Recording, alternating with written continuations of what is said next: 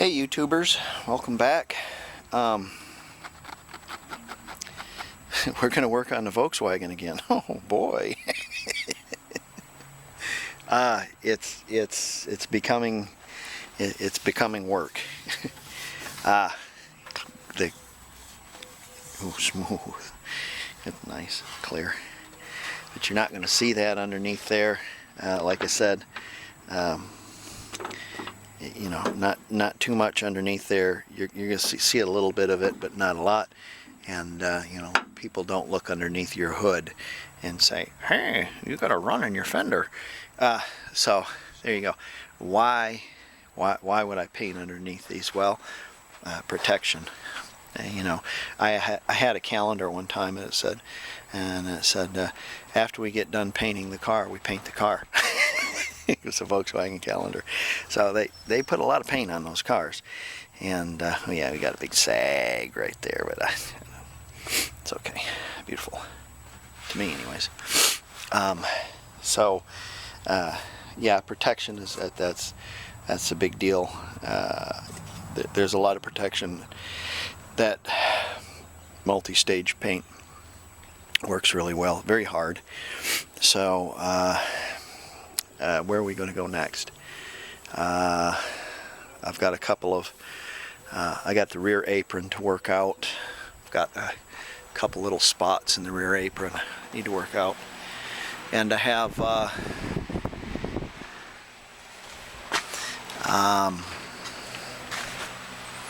this spot.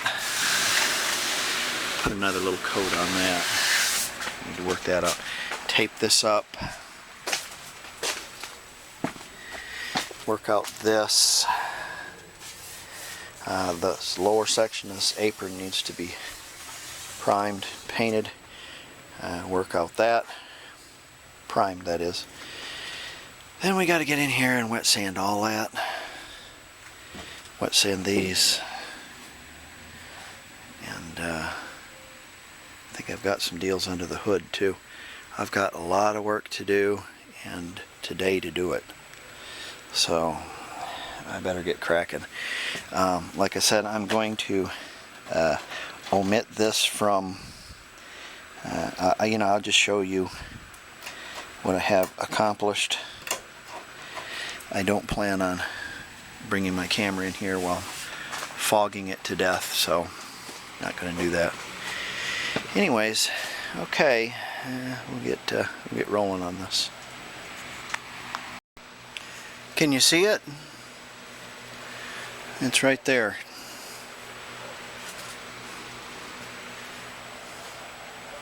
No, it's not a shadow. I don't have enough paint on it.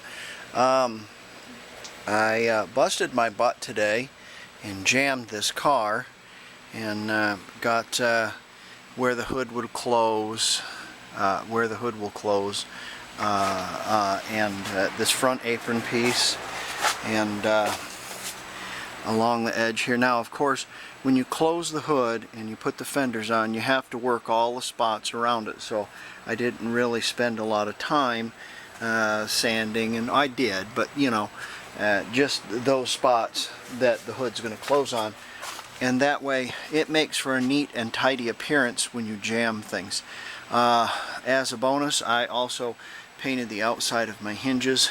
If I can shove this thing over a little bit. Let's see if I can get this over here a little bit.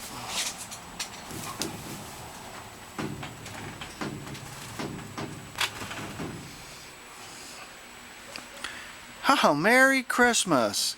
Oh no, it ain't that time yet. I did tape my insert up, and I painted back here as well. I roughed in my patch on the back so the rear apron doesn't look completely like dog balls, and then painted the inside of this, taped up my wiring harness so I wouldn't paint it too much, and the back fender well as well. It's good and well that I did all this because tomorrow I'm very busy, but this will give this clear a whole day to cook or more before we start working on the inside. Now, The inside is a whole different ball game, because there's parts you see and parts you don't. Now, of course, if you look at the front, you can see the edges of the doors and that portion along the top where the rearview mirror and the visors would go. The dash, the lower section of dash, yeah, that's about it. Oh, the corner door posts, the A pillars, B pillars.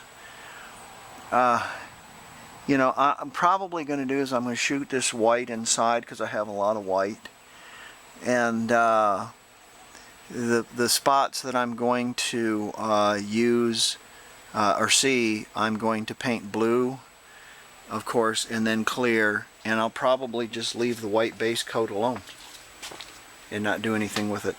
I've got a little over 3 liters of sprayable liquid left, blue.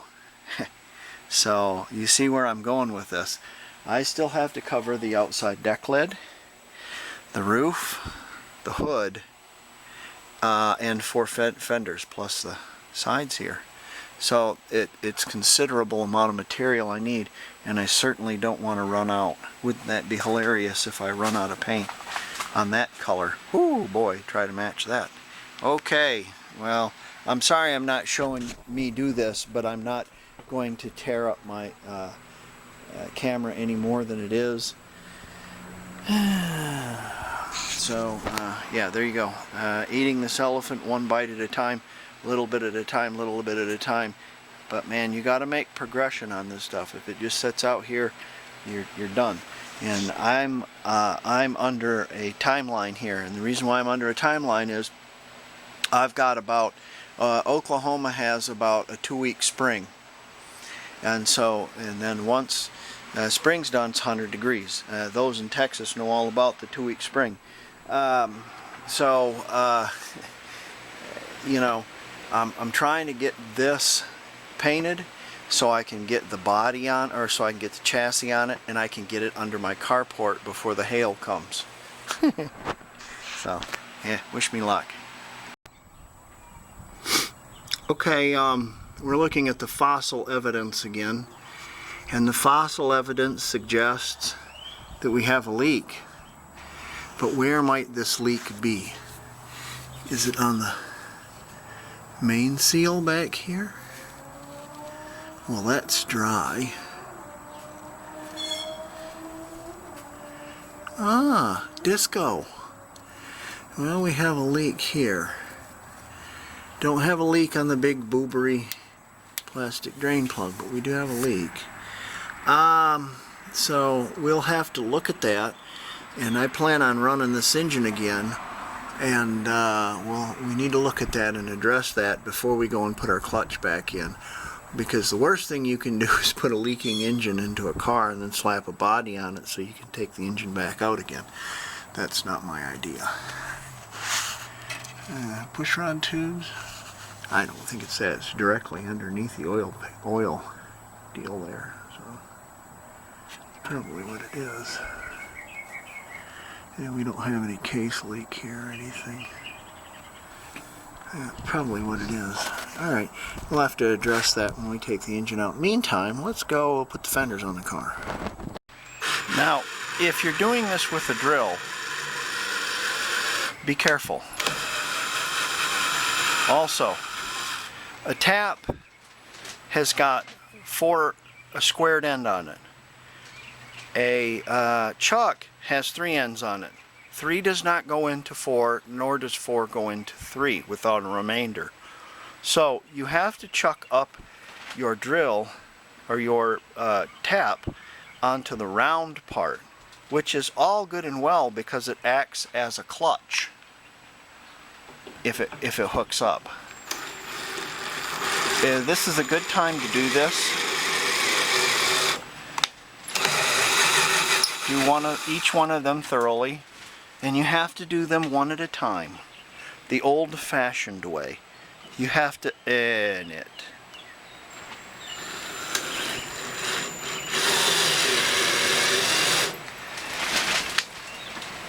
I have a whole bucket full of original bolts that Abner did not sell on eBay. The big square-headed ones are for the fenders. They are 6x125s, and the 6x125s with the pointy ends, they're for the pan up underneath, and then I have some for the deck lid as well. I'm just going to put 3 in each one. They're rusty and crusty, but I guarantee you these fasteners are better than the ones you would buy new. Working on my putting my new bolts in and getting rid of those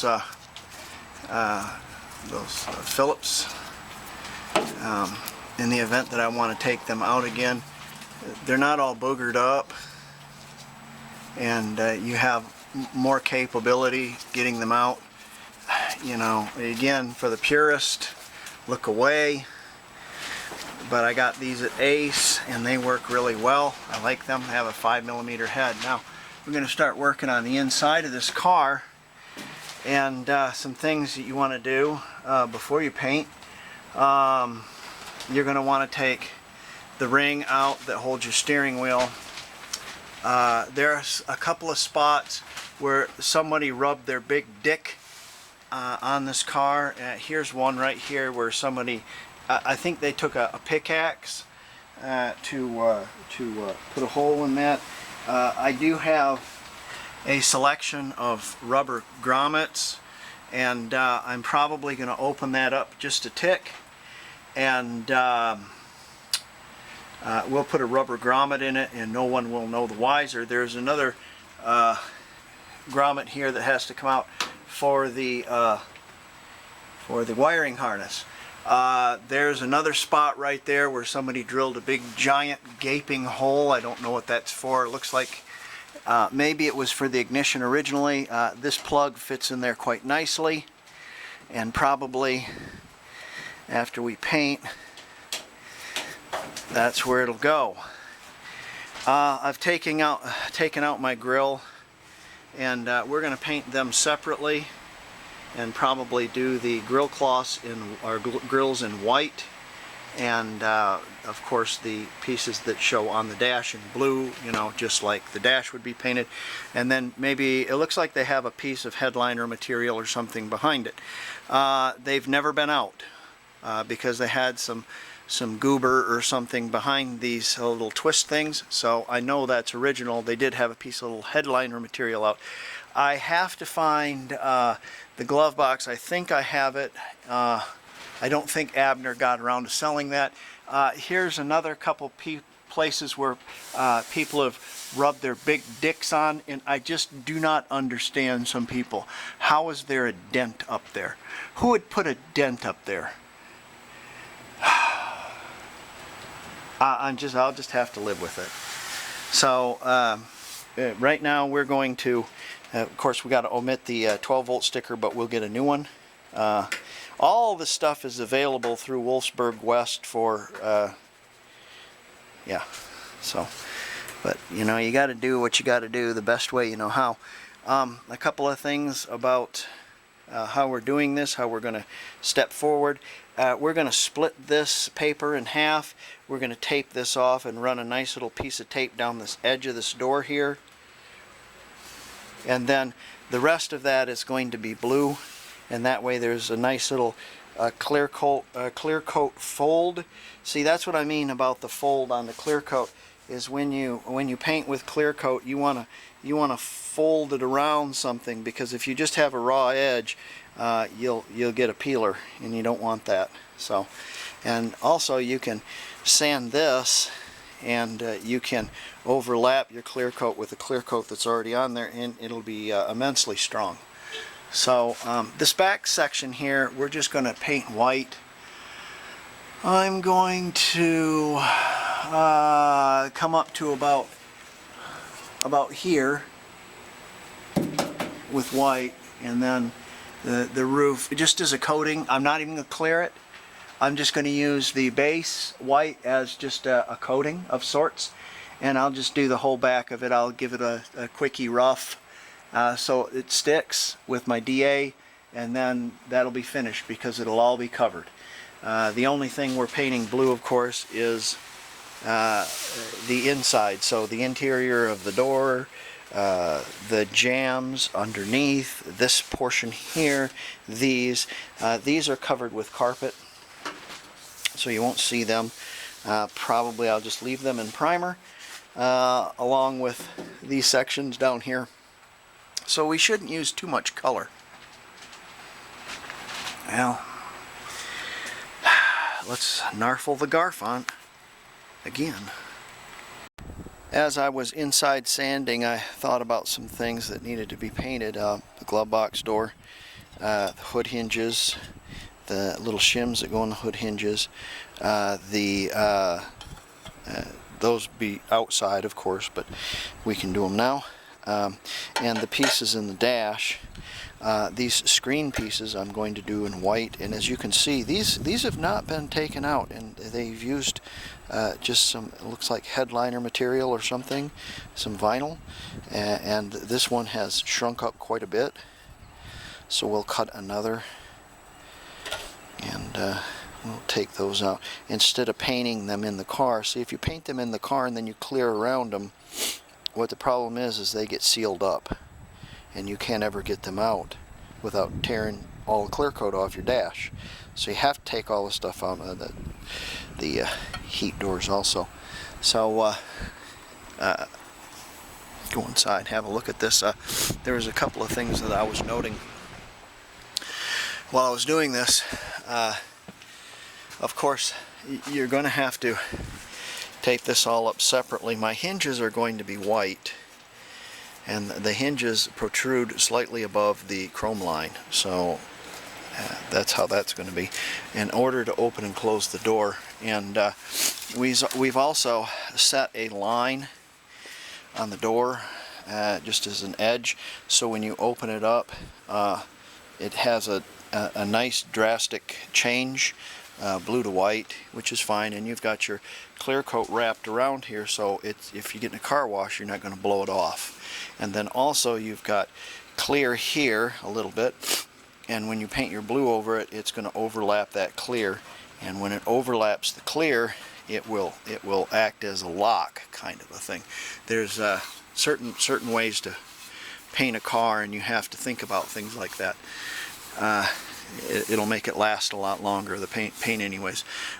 We're sanding the sides. We have to paint all this and the inside and jamb. We're not necessarily worried about this, but this portion here that you're going to see. The door sill, the heater channel and such.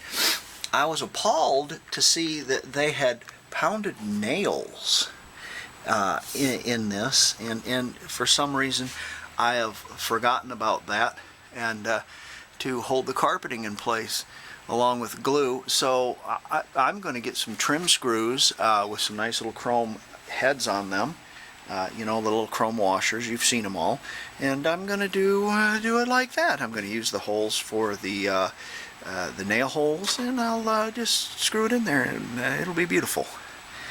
Also, another thing I noticed about this car, being a transitional car, it has this, if you can see that, those are two holes, and those two holes are for the dimmer switch.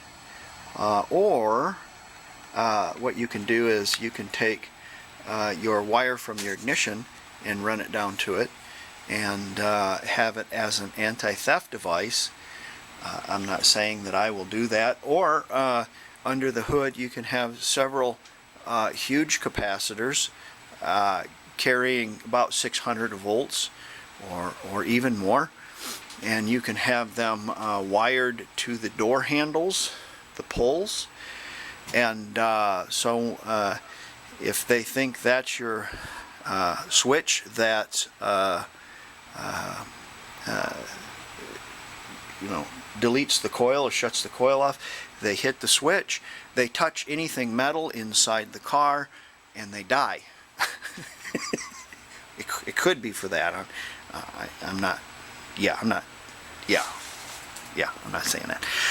Also, Volkswagen was thinking way in advance, because on this car, which does not have a heated back glass, you can see the hole filled up with foam for the heated back glass.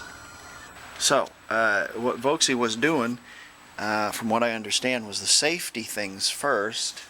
Seat belts, collapsible steering column, that kind of stuff. And working on the wonderments later, or the finishing touches later. I don't know. That's what I heard, but why doesn't this have a padded dash? Oh, it goes on and on. So, have to finish sanding. It's arduous, tedious, and dirty. It's just filthy out here. So, probably hand paint with a brush this bottom portion. It doesn't matter.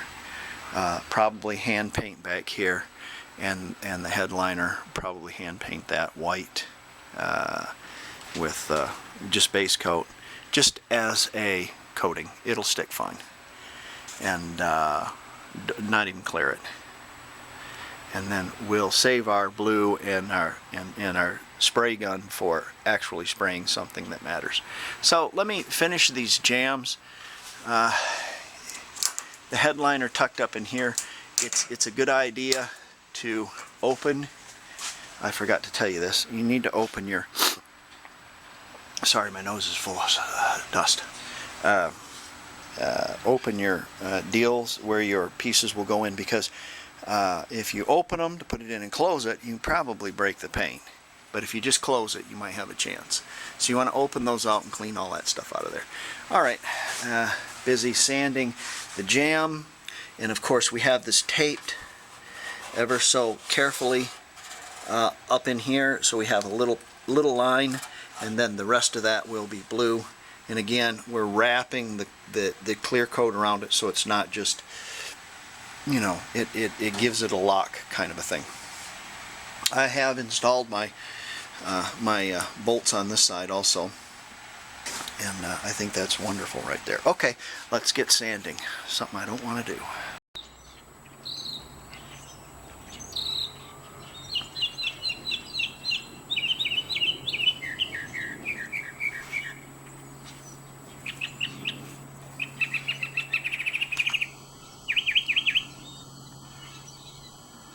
Someone sure is happy. Well, let's look at the fossil evidence. The sun's supposed to come out. It's about 45 right now. It's winds a little bit. So, are we conducive to painting? Well, I had my paint in the garage at that kind of temperature, so I have it warming in a bath of hot water. Paint doesn't like to be cold. Nothing likes to be cold. Actually, that's why there's more southern spotted owls in California than there are northern spotted owls in California, as they move south. They don't like the cold. We have painted some, primed some objects here. These are very valuable to have. These little stands you can buy in Home Depot or Lowe's, that kind of thing. Ashtray cover, and our parts for our dash. Now I had a little to do with one of these. It would be this one, and it had a little rotten spot in it, so I filled it in with fiberglass. And you're not going to see that at the bottom. It'll look okay. We'll have to clean that up a little bit when we sand it. The rubber gasket will cover it, but I want to keep with my original German ones. Door for the glove box can be positioned on these as well. Let's go look. Oh, these are the. Let me make sure, break these loose. They're the vents for the heater door. There we go. I cleaned up my giant mess in here because it's getting to a point where I'm running out of spots to paint on this car that take zero talent. Okay, so we are going to have to step up our game a little bit and not have 6 beers before we start painting. So because these are going to start to matter, because you're going to start seeing them. So yesterday I spent the whole day sanding, and it was rotten and dusty and cruddy and crappy, but I did it. Okay. The parts that are going to be seen on the door, of course, there, you have to cut in all this stuff with some gray, some primer. Underneath the sill as well. Attention was paid to the edge here, where when you open the door you will see blue, but on the outside of the car you will see white. So, you know, on that point right there. So our dash turned out pretty good. Of course, I just brushed the bottom half of that, but the top half I gave cares to and sprayed it along with the top there. And yes, our dents are gone. Well, you know, what are you going to do? I've got mud up here, if you can see it. You know, it's not as prevalent as it was as far as the giant dents that somebody kicked in there. Never mind.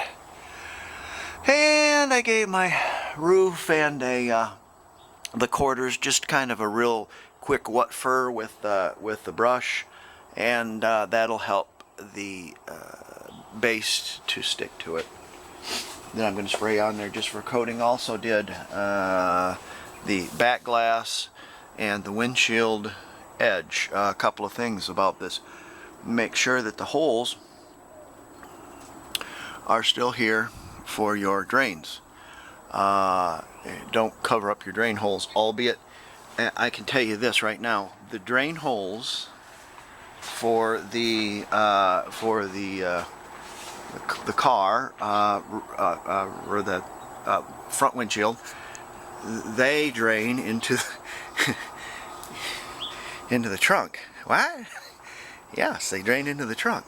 Well, why would they do that? Well, I'll show you when I go set my windshield what I use. And you don't necessarily need drains, but it'll keep it from leaking. I use some liquid Beetle.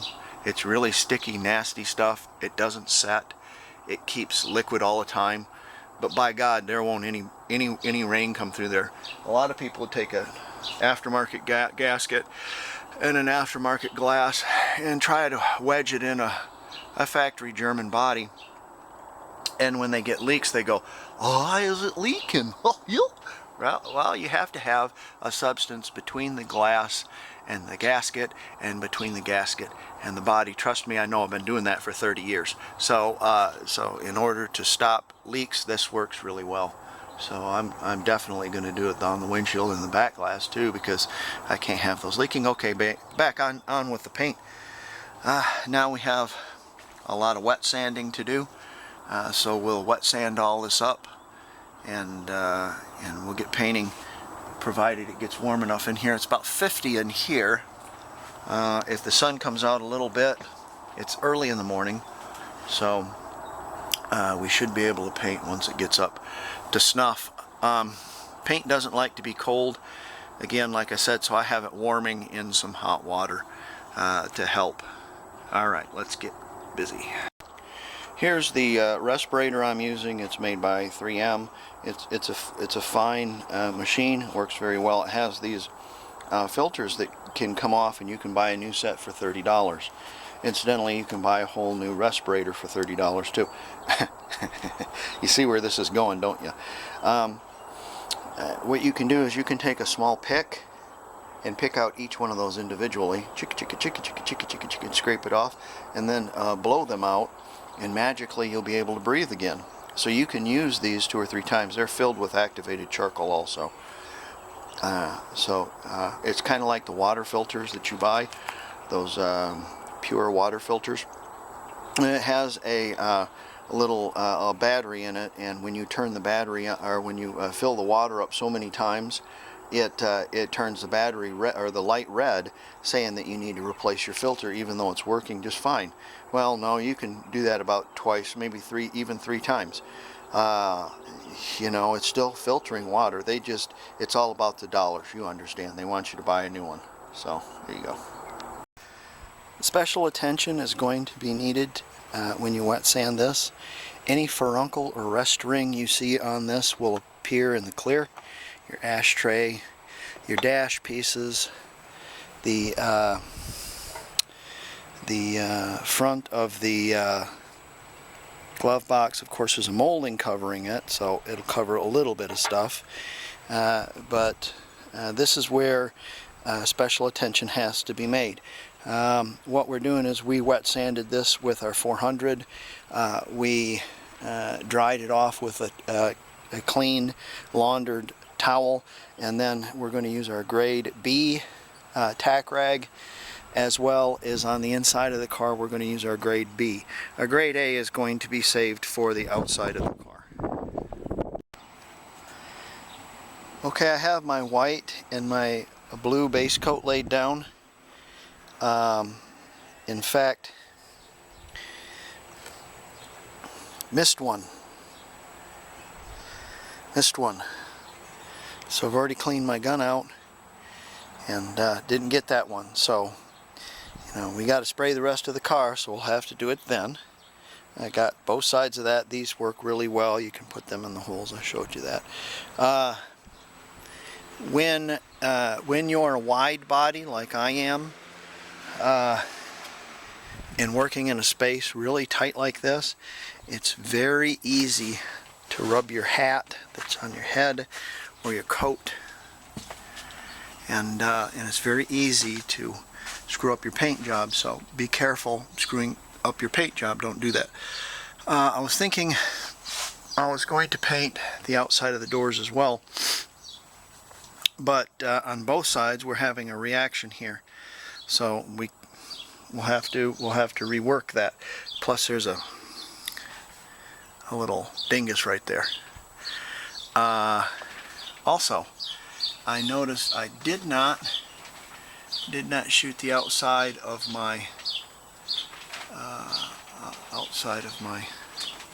pinch weld, so I'm going to have to do that. The vents, you can go back in here and look at all this stuff. Essentially, you know, you get in a big old hurry and you end up with trouble. So don't get yourself in a hurry.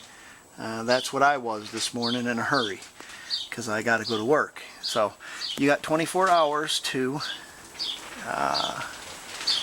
shoot this with clear. So things, little spots and stuff like that, you can kind of sand out real gently. I'm going to let this set. I see a little sag way over there in the corner, right in the corner of the door. I'm going to sand that out and go over it again, just very lightly. But you can see the parts that I've painted, and the parts that are going to show. The dash turned out really well. It turned out really nice. Oh, and I didn't do my back glass either. Look at that. I'm just not even with it. Too much on my mind. Okay, alas, that thing called work is getting in my way of all my fun, and I have to go. I'll be back in 3 hours, but in your time it will be 1 second. Okay, I have these cleared, and you know, I missed that one completely over there, and there's a little furuncle there and that kind of thing. You know, Ricky Nelson was right. You can't please everybody, so you got to please yourself, you know. So it's like it started to air out a little bit. I jammed my pinch weld on my windshield and my back glass. I forgot to warn you that the solvents in base coat and the solvents in clear don't like to play together, and they will boil on you if you're not careful, like here. So, you know, I thought I was going to be okay. I thought the solvents were cooked off the outside of that, but they're not. So I just stopped where I was and I didn't do that. Gee, can I open this? I'll try very gingerly. So, there you go. Oh, it's not too bad, I guess. It's got some runs and some furuncles and that sort of thing, but what are you going to do? Not too much you can. Okay, well, I'm going to get this on the Gintner, and dash kind of turned out pretty nice. Parts that you look at, the A-pillars, that kind of stuff. Not too bad.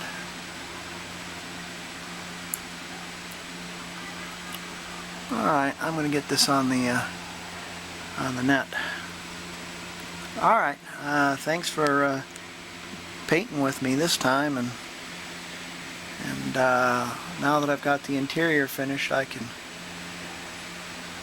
finally work on the lower section of this, or on not on the lower section, the outside section, which ought to be a lot easier than fighting all these tight little corners and turns and nooks and crannies and stuff. Jeez. Okay. Alright, see you guys later. Look for my next one. If you like this, make sure and subscribe or hit the like button. See you guys later. Bye. These are all over in Oklahoma. And I am standing right now in a sovereign country. Although that we are in Oklahoma, we are on Indian ground, and this is a sovereign country. Probably it is illegal for me to be videoing this, but I'm going to post it to you anyways if you come to Oklahoma. They have these all over the place, and they are sovereign countries. This is not America here. So that being said, the person walking in, as you can see in the blue coat, their pockets have money in them. When she comes walking out, she will not have any money in her pockets. And the reason why is because this is a sovereign country. And in sovereign countries, they can do whatever they want. So in this casino, and I know for a fact because I know people who work here, they have what they call facial recognition. Facial recognition has algorithms attached to it that tells when you come and when you go and what machines you play. And there's a whole score of people sitting upstairs watching you. And when they watch you, they will follow you. And they will see if you're just entertainment $20 or if you're actually going to the ATM. If they're going to the ATM, they follow you to the machine that you're going to, and they tighten it down, the screws down to it so it doesn't pay anything. They might let it pay out a little bit to begin with, but they know you're going to come right back. So avoid these like the plague. They are sovereign countries, and they are the white man's smallpox blanket. Trust me on this. They will not pay anything. They don't have to. It's a sovereign country. So please don't come to these places and spend your mortgage or your paycheck. See this person right here coming out? The reason why his hands are in his pockets is because they're holding nothing. So it's absolutely foolish. Do not get rabbit tracks and air pudding for your money. Buy something. Buy Volkswagen parts. Buy sandpaper. Buy some paint. Buy an aperture flywheel Grammus with a vacuum gasket. Don't spend your money in these places.